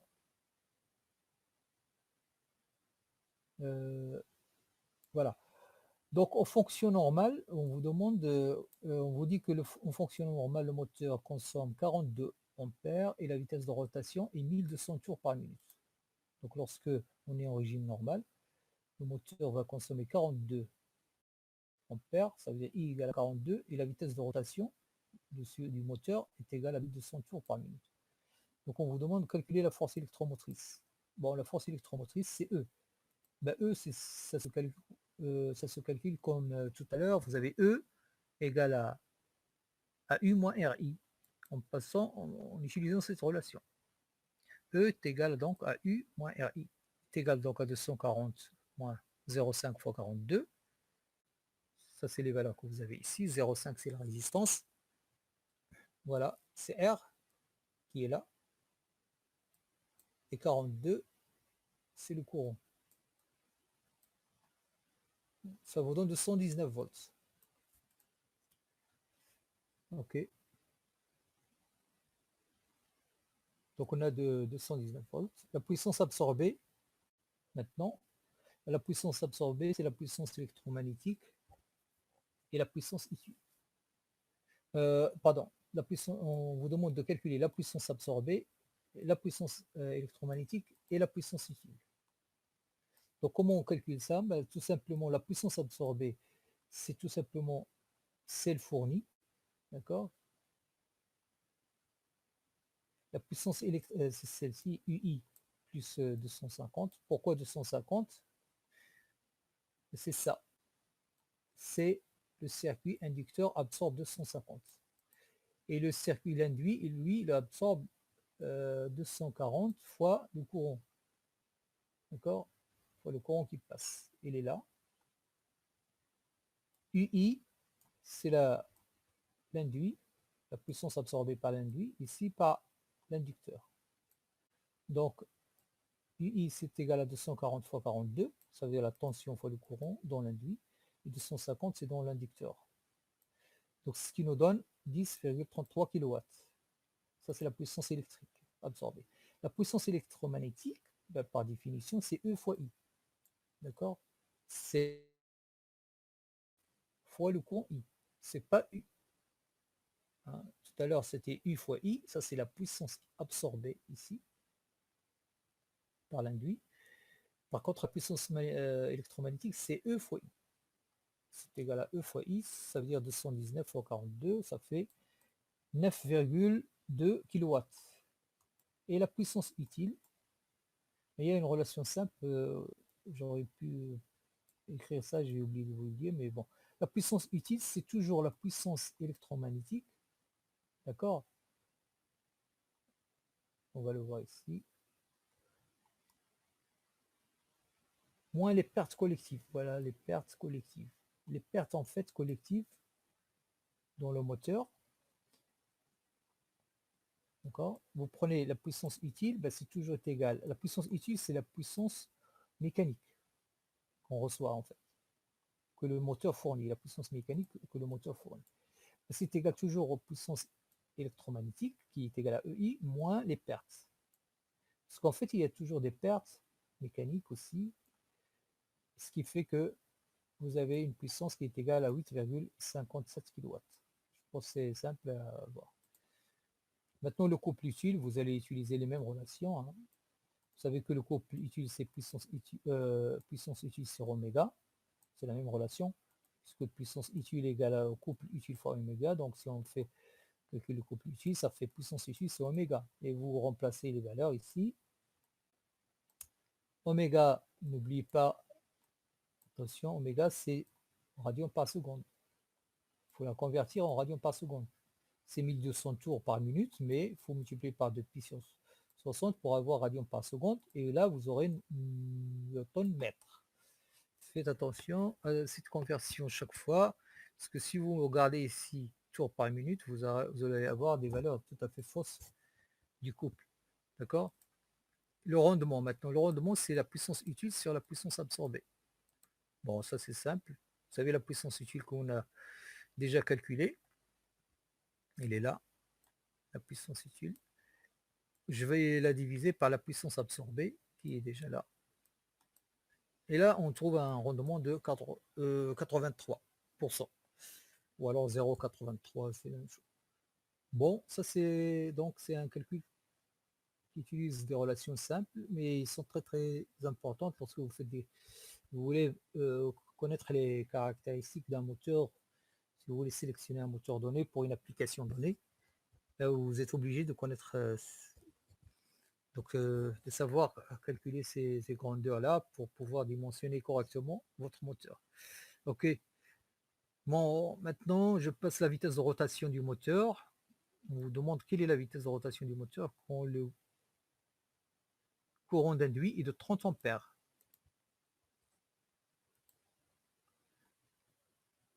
Courant d'induit est de 30 ampères. Voilà. Là aussi, vous allez juste utiliser la relation. D'accord. E est égal à U moins RI. C'est le même schéma. Hein. Schéma qui est là. Voilà. Vous avez ici E, U est égal à E plus RI. Donc E est égal à U moins RI. Donc je calcule. U c'est 240, R c'est 0,5 ohm, I c'est 30 ampères, puisque les données là, on vous demande, ça veut dire de calculer la vitesse de rotation à ce moment, donc je calcule E. Pourquoi je calcule E? Parce que c'est ça qui va me permettre de calculer la vitesse de rotation. Parce que l'excitation est constante, d'accord? Donc la force électromotrice est proportionnelle à la vitesse de rotation. Vous savez que E, on a déjà vu tout à l'heure, dans l'exercice de tout à l'heure, ici. E égale à K fois phi fois oméga. Donc si vous avez K et phi qui sont constantes, vous voyez que si K et phi est constant, vous aurez E qui est proportionnel à oméga. C'est ce qu'on nous demande ici en fait. Donc oméga est égal à quoi? Ben, tout simplement à ça, au rapport. Donc je vais prendre les deux, 225 et 219, parce que on vous demande quelle est la vitesse de rotation. Oui, 219 ici, la force électromotrice est égale à 219. Donc puisqu'il a ce coefficient de proportionnalité, comme tout à l'heure, c'est comme l'exercice tout à l'heure, hein, exactement. Vous allez avoir ici 1233 tours par minute. Vous pouvez la traduire en radian si vous voulez, mais c'est le même exercice que tout à l'heure. En fait, on calcule le coefficient de proportionnalité, c'est K fois phi, et après on l'applique pour sauver oméga pour dans ce cas-là. Ok. C'est une règle de 3 si vous voulez. Vous utilisez une règle de 3. Bon, et voilà. Que devient le couple utile et tout ça à cette nouvelle vitesse? On suppose que les pertes collectives sont toujours égales à 225. Bon, là aussi, on calcule le rendement. Bon, comment on va faire ça? Bon, tout simplement, vous calculez la puissance utile. La puissance utile comme tout à l'heure. D'accord? Donc, bien sûr, on enlève les pertes. Ça nous donne 6125 kW. 6,125 kW, pardon. Le couple utile, donc c'est le puissance utile divisé par oméga. C'est la même relation. N'oubliez pas, c'est toujours en radians par seconde lorsqu'on veut calculer le couple utile. Et ça vous donne 47 nanomètres. 47 newton-mètres. La puissance absorbée, maintenant, c'est la puissance qui est absorbée donc, dans l'inducteur et dans l'induit. Donc, ça, c'est dans l'induit et l'inducteur. C'est 250. C'est donné hein, dans l'exercice. Donc, ça donne 7,45 kW. Le rendement, ce sera la puissance utile divisée par la puissance absorbée. Donc, tout simplement. La puissance utile, c'est 6, ou alors 6125 watts divisé par la puissance absorbée qui est elle égale à ça, à 7450. C'est celle-ci qu'on vient de calculer ici. Donc voilà ce rendement qui est égal à 82,2%. Ok. Je pense que tout ça c'est pas très difficile à comprendre. Hein. La même chose ici. Attendez, on va peut-être passer à l'autre exercice. Ouais.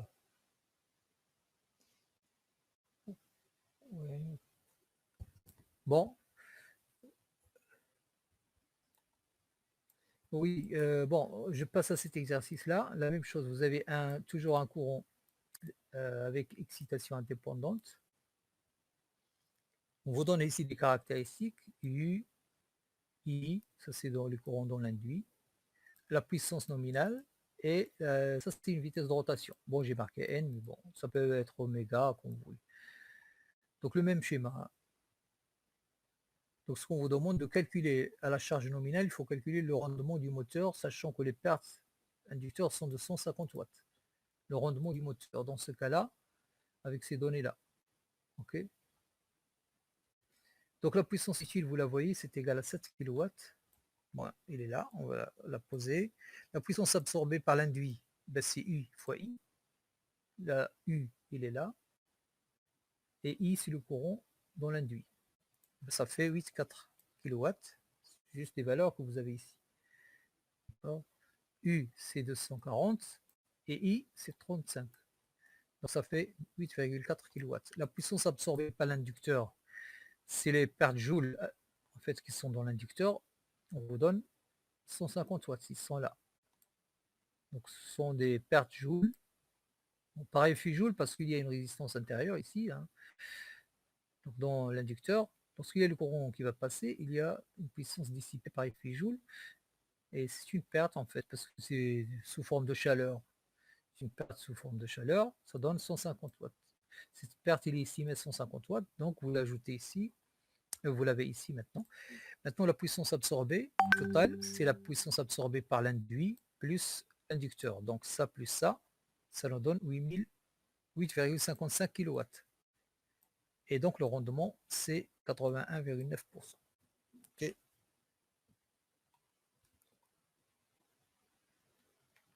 Je pense que c'est clair. Les pertes joules induits maintenant, les pertes joules, c'est tout simplement R fois I au carré. D'accord. Prenez R, d'accord, de l'induit ici, ça veut dire ici, du rotor, l'induit. Il a une résistance R et il est parcouru par un courant I. Donc les pertes joules, c'est R fois I au carré. C'est 0,5 fois 35 au carré, ça fait 0,6 kW. Etc. etc. La puissance électromagnétique et les pertes constantes. Là aussi, vous avez calculé à faire simple, qui ne sont pas très difficiles. Vous calculez PEM, la puissance électromagnétique qui est égale à E fois I. La force électromagnétique, bon, induite, elle est simple à calculer. Ça vous donne EU moins RI, ça fait 225 volts. La puissance électromagnétique, on sait qu'elle est égale à EI. Donc c'est égal à ça, 7,79 kW. Donc en fait, si vous multipliez E, on vient de trouver là, avec le courant I qui est égal à 35 ampères, hein, il est donné ici. I est égal à 35. Et ça vous donne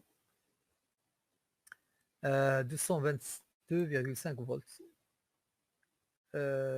pour E, et ça vous donne ici 778.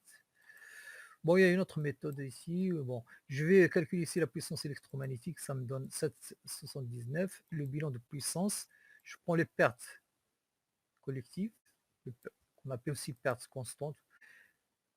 Vous savez que les pertes est égal à la puissance électromagnétique moins la puissance utile. C'est ce que j'ai donné là, tout à l'heure, la relation.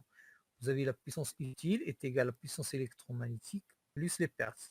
Donc les pertes sont égales à la puissance électromagnétique moins la puissance utile. C'est la même relation, mais en divisant maintenant les pertes. Ça nous donne 0,79 kW. Ok, donc c'est bon. Et pour le couple, ben, le couple électromagnétique aussi, c'est simple à calculer. Vous utilisez la relation couple électromagnétique est égal à la puissance électromagnétique divisée par la vitesse de rotation. D'accord? Comme tout à l'heure. Ça vous donne 93 Newton-mètres. Pour le couple utile, la même chose, vous prenez la puissance utile divisée par le couple, pardon, par la vitesse de rotation, excusez-moi.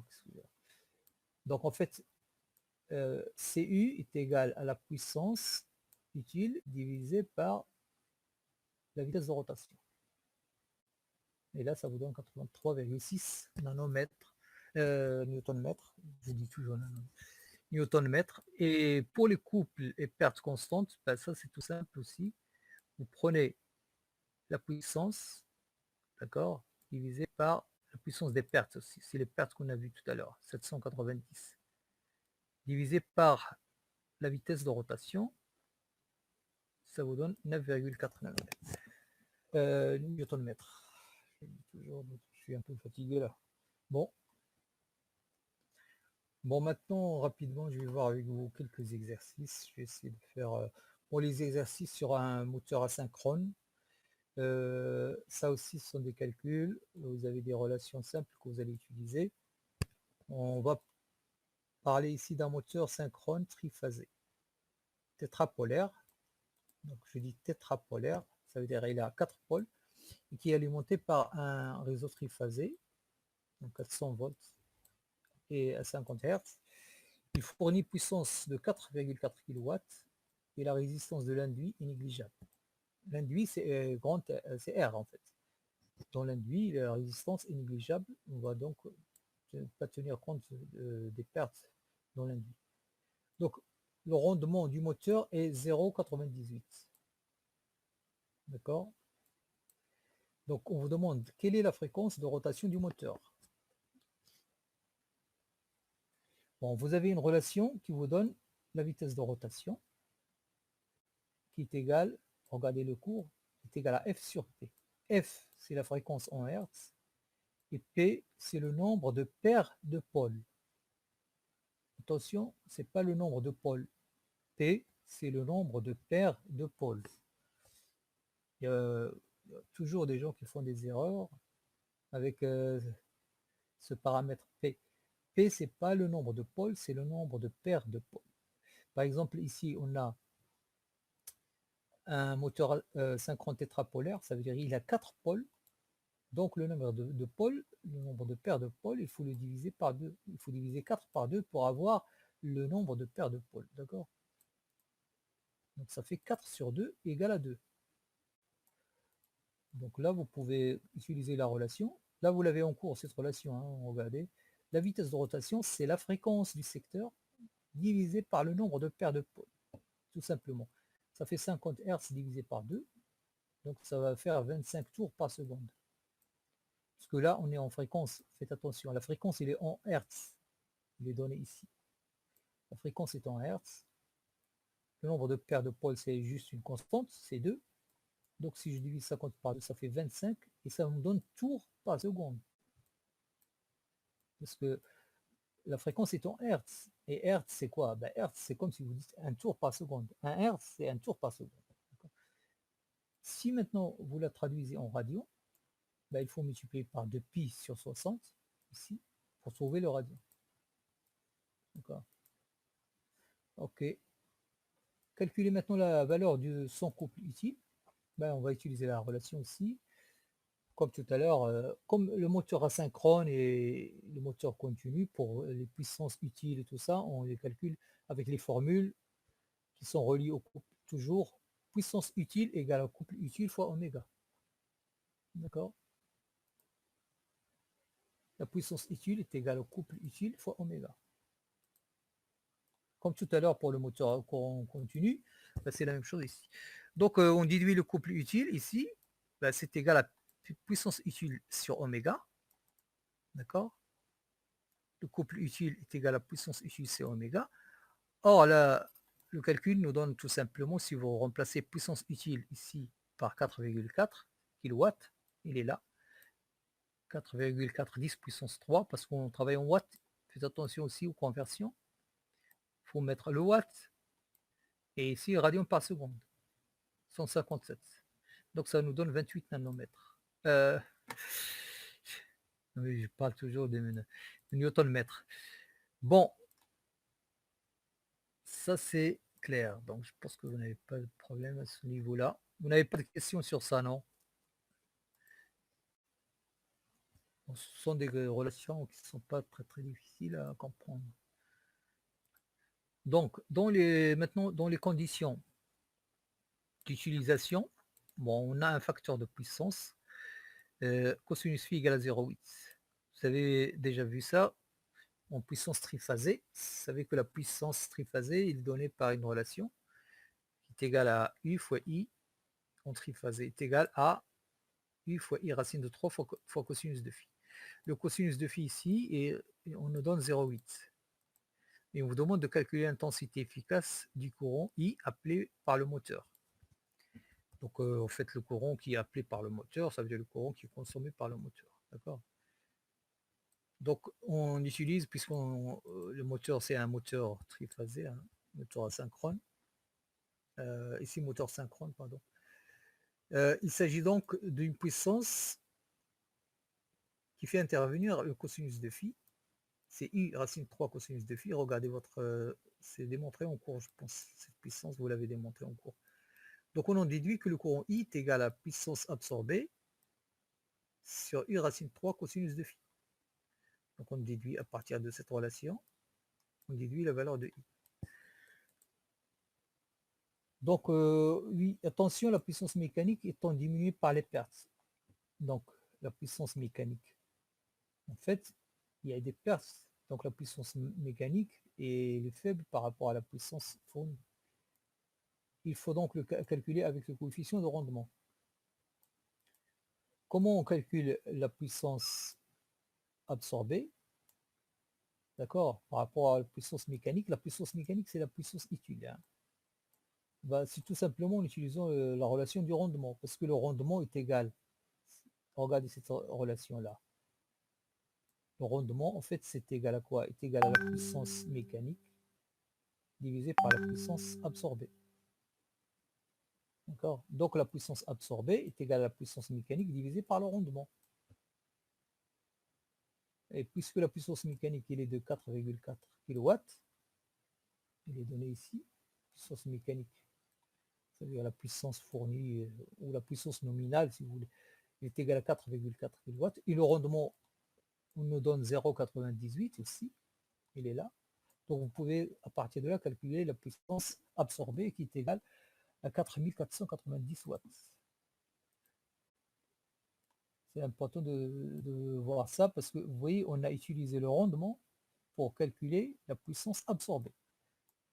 Tout à l'heure, dans les autres exercices sur les moteurs à courant continu, on a calculé plutôt la puissance absorbée par rapport aux grandeurs électriques en utilisant U fois I, etc., dans l'inducteur et l'induit. Ici, non.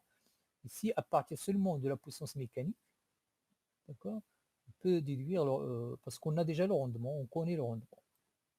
On le connaît, donc on peut utiliser ça pour calculer la puissance absorbée. Et puisque puissance absorbée est égale à 4490 watts, ben, je vais diviser ici pour trouver ici. Je vais diviser 4490 par 400, racine de 3 fois 0 fois cosinus de phi. Ça me donne 8,1 ampères. Ok, voilà. Suivant. Je pense que je vais voir avec vous un autre exercice tout simple. Et après, peut-être. Et après. Bon, je pense qu'on va passer. Il ne reste pas beaucoup de temps. Donc, je vais rapidement faire avec vous un autre exercice. Là, il s'agit d'un. Sauf si vous avez des questions. Je ne sais pas si vous avez des questions ou non.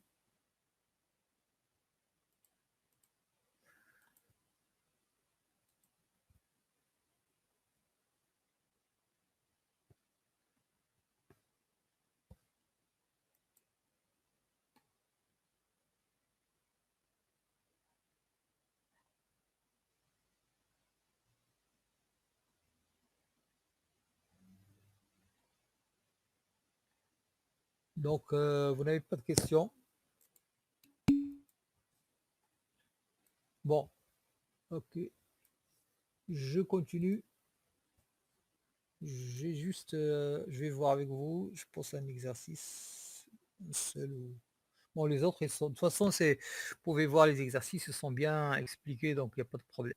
Donc là, pour l'exercice 8, un moteur asynchrone triphasé qui possède 6 pôles, d'accord, et qui est alimenté par un réseau, bien sûr triphasé, de 140 volts et 50 Hz, de fréquence 50 Hz. On vous demande quelle est la vitesse de synchronisme. On va l'appeler oméga S. D'accord. Quelquefois, on l'appelle N, NS, N'S. Bon. Mais bon, quand on vous demande, on vous dit la vitesse de synchronisme, bah, en général, bon, moi je préfère utiliser oméga S pour garder toujours oméga comme étant toujours la vitesse. Donc la vitesse de synchronisme, il est donné par la fréquence du réseau divisé par le nombre de paires de pôles. C'est exactement comme tout à l'heure. D'accord. C'est F divisé par P. Sachant que P, c'est 6 divisé par 2, parce que ici, c'est un moteur asynchrone qui triphasé qui possède 6 pôles. D'accord. Donc P est égal, le nombre de paires de pôles, c'est 6 sur 2. Je vous répète, faites attention à ça. Il ne faut pas utiliser le nombre de pôles, mais le nombre de paires de pôles. Donc si on vous donne le nombre de pôles, il faut le diviser par 2 pour avoir le nombre de paires de pôles. C'est 3. Si P égale à 6 sur 2, donc oméga S, c'est la vitesse de synchronisme, c'est F sur P. Bon, voilà, donc ça sera 50 sur 3. Et bien sûr, c'est en tour par seconde, parce que la fréquence est en Hertz, comme tout à l'heure.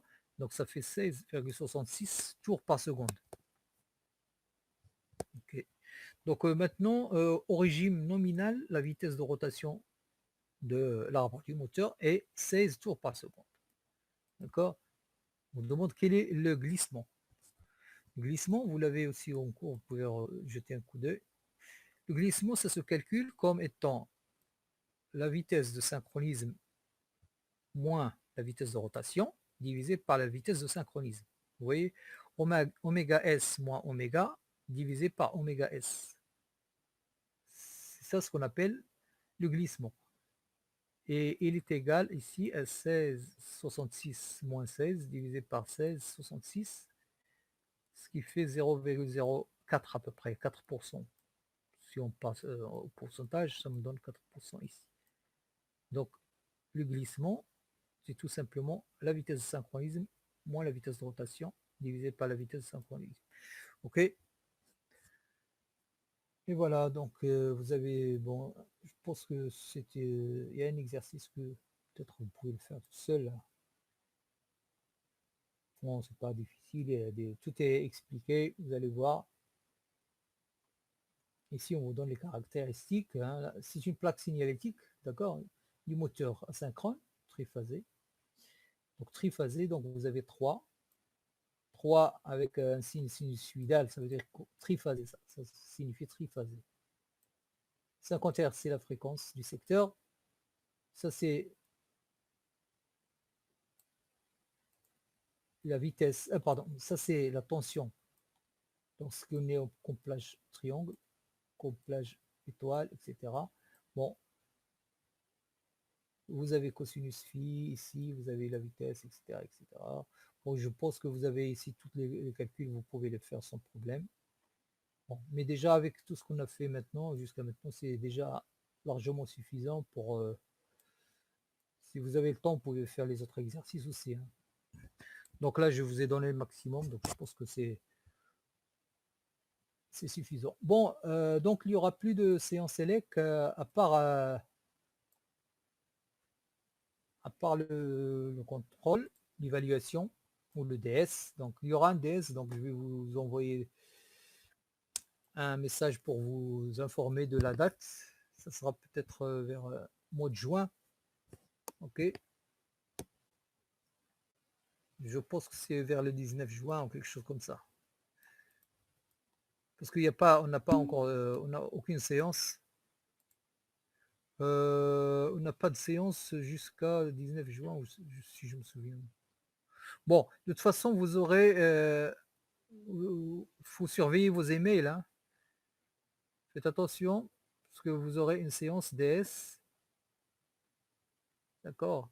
Et on va voir en particulier ce que vous avez vu. Et, et l'auto aussi, oui. Bien sûr, l'auto aussi, vous aurez. Là, je parle de l'élec, mais l'auto aussi, vous serez informé. Peut-être au début, bah, ça peut être. Je peux pas vous dire actuellement si c'est QCM ou un mélange des deux. Ou voilà, je peux pas encore vous dire. Je suis en train de voir tout ce qu'on peut faire. D'accord. Mais bon, vous aurez de toute façon quelque chose qui correspond à ce que vous avez vu. Donc, il suffit de voir un peu ce qu'on a fait en élec, en auto. En auto, ça sera normalement peut-être le 8 juin. D'accord?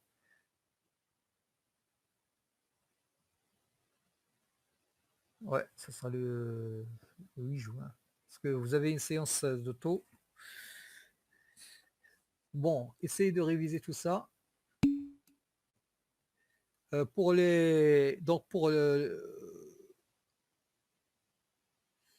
DSDLEC, il faut essayer de réviser ce qu'on a fait donc sur l'impédance.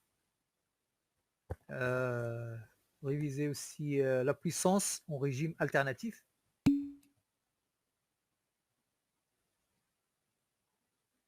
Ah oui, oui, le 26, mais je sais pas, le 26, c'est pas possible de rester jusqu'au. Parce que le 26, il y aura plus de temps pour corriger après. On peut pas faire ça le 26 comme ça. Il ne restera pas de temps pour corriger parce que il y aura le jury après. Donc ça sera probablement le 16. De toute façon, je vous dirai ça. Hein. Je vous envoie un email. Donc vous révisez pour le. Non, non, pour l'élec, vous révisez en fait tout ce qu'on a fait pour l'électricité. Il faut réviser l'impédance, la puissance en régime sinusoïdal et bien sûr regarder aussi l'électromagnétisme et moteur. Voilà. Le premier TD sur le calcul et tout ça, c'est pas important. Le premier TD, vous le faites pas. Bon, vous pouvez jeter un coup d'œil, mais le premier TD qui concerne les calculs de valeur moyenne efficace, bon, ça, on va passer, mais plutôt à partir de TD numéro 2, 2, 3, 4 et 5. Ce que je vous ai donné là, hein, aujourd'hui, on a vu 4 et 5, essayez de réviser, essayez de faire ces calculs. Et pour l'auto, vous faites les compteurs et les graphes 7. D'accord? Pour l'automatisme, donc compteur, bascule, compteur, graphe 7. Ce qu'on a fait en bascule, compteur, conception, compteur et les graphes 7. Bon, voilà. Je pense que c'est bon. Et, sauf si vous avez des questions. Je vais vous envoyer bien sûr soit peut-être début de la semaine prochaine, un email qui va vous informer sur ce qu'on va faire au niveau du voilà, qui récapitule un peu tout ça. Ok, donc voilà, à la prochaine. Et surveillez vos emails, n'oubliez pas. Ok, au revoir.